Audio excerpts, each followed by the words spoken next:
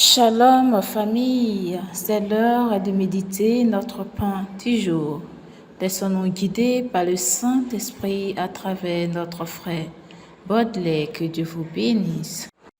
Shalom, shalom, shalom, shalom, shalom, shalom, shalom, shalom, shalom, shalom, shalom, shalom, shalom, shalom famille.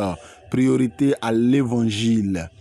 Frères et sœurs, nous sommes au thème de notre semaine de partage ensemble sur le thème chrétien. Rejoignons tous l'armée de l'Éternel des armées rangée en bataille. Et nous sommes en communion avec le Saint-Esprit pour conclure cette semaine avec nous tous en communion avec lui. Frères et sœurs, nous sommes au sous-thème numéro 6, le sous-thème de ce samedi 11 décembre 2021. Alors, le sous-thème est intitulé « Devenu favorable à l'appel que devons ». Le sous-thème est intitulé « Devenu favorable à l'appel, que devons-nous fournir comme dossier ?» Frères et sœurs, c'est une grande question qui nous est posée aujourd'hui. Et nous avons été enseignés par la grâce et par la pure bonté du Saint-Esprit. Et depuis le début, le Saint-Esprit nous a parlé. Il nous a donné des indications et des informations. Il nous a exhortés à être un avec les autres. Il nous a donné à comprendre qu'un chrétien, peu importe sa dénomination, sa communauté ou son église, demeure chrétien et le seul référent c'est Jésus. Et donc, si l'on veut que nous soyons des chrétiens, nous devons tous être un et un seul. Alors, comme il nous a interpellé sur l'amour, il a dit que l'amour pardonnait tout, l'amour partage tout, l'amour tolère tout. L'amour ne jalouse pas, l'amour ne s'enflamme pas d'orgueil, et il nous a longuement parlé sur ces thèmes, sur ces points. Alors, après avoir entendu tout cela, nous devons naturellement être favorables à l'appel. Et vu que nous sommes devenus favorables, quel est donc le dossier que nous devons fournir? Ou encore, quels sont les documents constitutifs de ce dossier que nous devons fournir? Et le livre de Éphésiens 6, verset 13 va nous aider à comprendre, à énumérer ces documents et encore constituer ce dossier. Alors, frères et sœurs, nous allons retenir de la méditation d'hier que puisque nous sommes chrétiens, nous devons attaquer l'ennemi par son côté le plus faible et que nous avons insisté sur l'amour. Parce que nous avons dit que l'amour, et surtout l'amour de Dieu, est ce qui va déclencher donc la découverte de ce qu'on pourrait appeler le côté le plus faible de notre ennemi commun, qui est le diable, qu'on a longuement aussi nommé à travers la parole de Dieu. Et nous avons ressorti qu'il fallait donc nous référer à une seule chose, et que la faiblesse de cet ennemi commun-là était la faiblesse elle-même. Et autrement dit, nous avons dit que nous devions démontrer une fois une puissance, et nous devons démontrer la puissance en étant faibles. Nous avons insisté sur la vulnérabilité que nous devions manifester, et nous devons aussi insister sur le renoncement au pouvoir, mais de façon très libre. Seigneur Jésus, nous allons ensemble, par la grâce de Dieu, te confier ce moment. Alors, frères et sœurs, nous allons élever la voix vers notre Dieu et lui dire merci pour ce temps. Nous allons prier avant de continuer avec la lecture de ce texte, et nous allons rentrer dans le vif du sujet de ce jour qui nous rassemble en joie, en bonté et en grâce. Alors, nous allons ensemble prier. Mon Dieu, mon roi, mon papa et Yahvé, mon Jésus, mon alpha et mon oméga. Seigneur, tu es le Dieu tout-puissant. Tu es le Dieu qui qualifie ce que tu appelles. Ô Jésus, je suis reconnaissant de ce que tu as pu parler au travers de ce vase inutile que je suis. Jésus, de cette personne inutile que je suis, cette personne inculte, cette personne, Seigneur Jésus-Christ, illettrée. Mais tu as mis en moi ce que tu voulais que je dise. Tu as mis en moi ce que tu voulais que ton peuple entende. Je te bénis, je te rends grâce, je te sanctifie, je te salmodie. Je lève ton nom parce que tu es Dieu. Je reconnais en tout état de cause que tu es mon Dieu, que tu es puissant. Seigneur, ta puissance n'a pas de limite, non. Tout le monde sait, l'ennemi même sait. Voilà pourquoi nous qui n'en sommes pas conscients, ils veulent nous embrouiller, ils veulent nous amener à notre perte. Mais oh, gloire te soit rendue parce que tu permets que nous ayons priorité à l'évangile comme plateforme.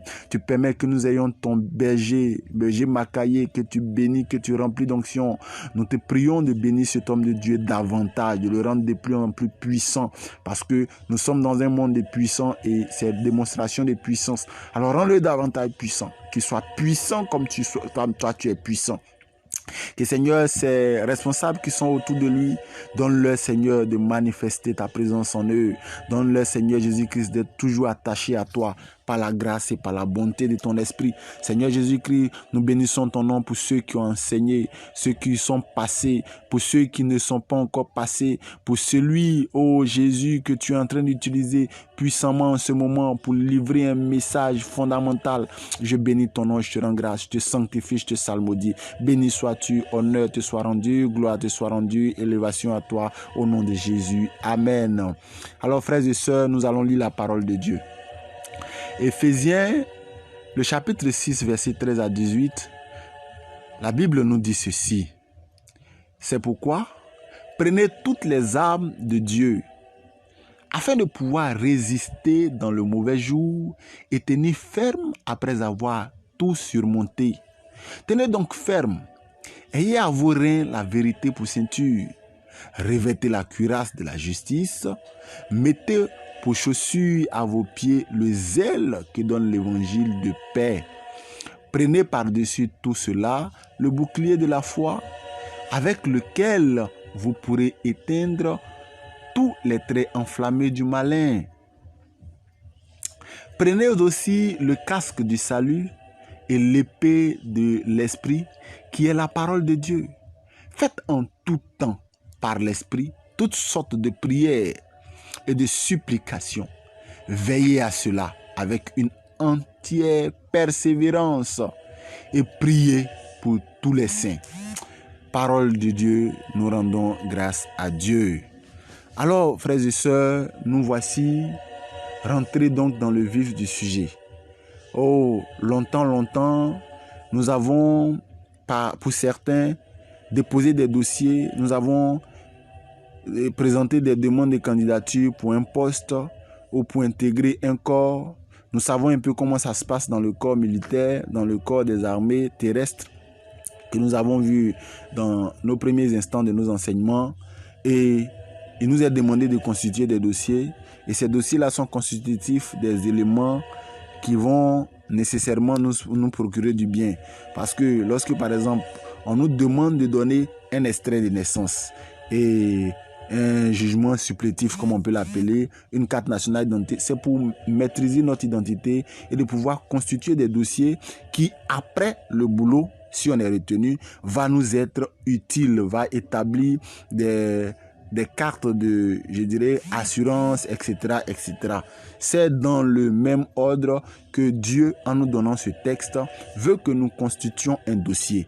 Et ce dossier que nous allons constituer, frères et sœurs, va être utile pour nous lorsque nous serons dans des difficultés, parce que nous sommes appelés à être combattants, nous sommes appelés à être soldats, et nous sommes désormais appelés à être unis, parce que nous sommes favorables à ce qui a été dit lors de ces enseignements. Nous avons accepté d'être des soldats de Jésus et ne plus nous en prendre à des frères, à des sœurs, à des frères chrétiens et sœurs chrétiens, j'allais dire, d'une autre confession religieuse, d'une autre communauté, d'une autre église, parce que nous avons tous un seul et unique Jésus-Christ, le Jésus-Christ qui s'est livré pour tous les chrétiens et pour tous ceux qui ont besoin d'être sauvés. Alors, il s'agit simplement d'énumérer ces armes Parce que nous aurons pu les développer, mais nous n'allons pas le faire. Parce qu'à la fin, comme je l'ai dit, les réponses sont établies. Alors nous allons juste énumérer ces armes qui constituent donc ici notre dossier, nos documents à fournir pour l'offre ou pour le poste qui nous est réservé. Le poste de soldat, bien sûr.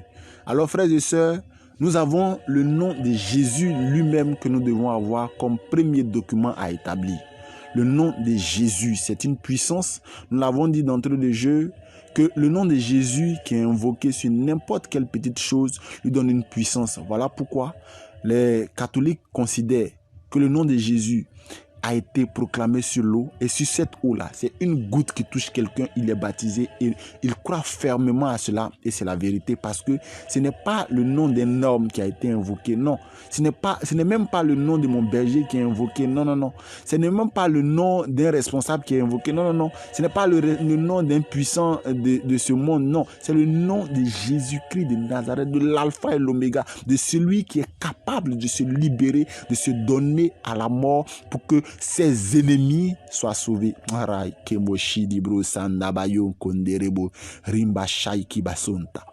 Voyez-vous? Donc le nom de Jésus. Et après ça, la prière. Et cette parole de Dieu insiste sur la prière. Donc la prière, la fermeté, la vérité également. La vérité, la justice et le zèle, c'est-à-dire le dévouement, l'acharnement à servir Dieu, cette rage, cette envie de servir Dieu avec tout son cœur, de tout son être, de parler de lui à qui veut l'entendre, de crier son nom sur tous les toits. C'est un zèle et nous devons être zélés, nous devons l'avoir, ce zèle. Le bouclier de la foi, le bouclier de la foi, le bouclier de la foi, le casque du salut, l'épée de l'esprit, et encore une fois, ce grand mot qui ressort, la persévérance, Frères et sœurs, voici en quelque sorte les éléments clés que doivent constituer notre dossier, que nous devons constituer pour pouvoir répondre à cet appel d'être armé, d'être soldat dans cette armée que l'Éternel des armées cherche pour son œuvre. Alors, pourquoi nous avons passé notre temps à faire ce séminaire? C'est parce que, frères et sœurs, il y a des questions qui nous divisent jusqu'à aujourd'hui. Il y a même des hommes de Dieu, que nous respectons, qui rentrent dans ces bassesses à cause de ces questions que nous nous posons et qui se posent les mêmes questions et qui se permettent d'être divisés à certains hommes de Dieu, et ce qui fragilise, ce qui met en mal notre Seigneur Jésus-Christ que nous aimons de tout notre cœur. Il s'agit entre autres parmi ces questions de pourquoi certains hommes de Dieu mettent leur foulard sur leurs fidèles dans les actions prophétiques, je vais dire. Il est posé des questions comme pourquoi ils parlent comme des fous. Ribabababa, c'est quoi tout ça? On ne comprend rien. Pourquoi un homme peut décider de ne pas se marier pour soi-disant je veux servir Dieu? C'est absurde, c'est banal, nous on ne peut pas comprendre ça. Nous sommes des humains, on n'est pas spirituels. Pourquoi, pendant que nous parlons de l'avènement de Jésus, des prêtres utilisent encore des bougies, des encens, tout ça c'est quoi? C'est dépassé, est-ce que c'est encore utile? Une autre question qui est régulièrement posée, c'est pour un chrétien, peut-il utiliser un chapelet pour prier? Tout ça c'est quoi? Les outils qui ne sont pas utiles, est-ce qu'on peut utiliser tout ça? Pourquoi faut-il prier pour les morts? Est-ce qu'on peut prier pour un mort? Pourquoi prier Marie qui elle-même a eu besoin du Saint-Esprit à la chambre haute? C'est des questions que nous entendons ici et là. Pourquoi demander l'aide par exemple, ou encore pourquoi demander l'intercession des saints? À quoi ça sert tout ça?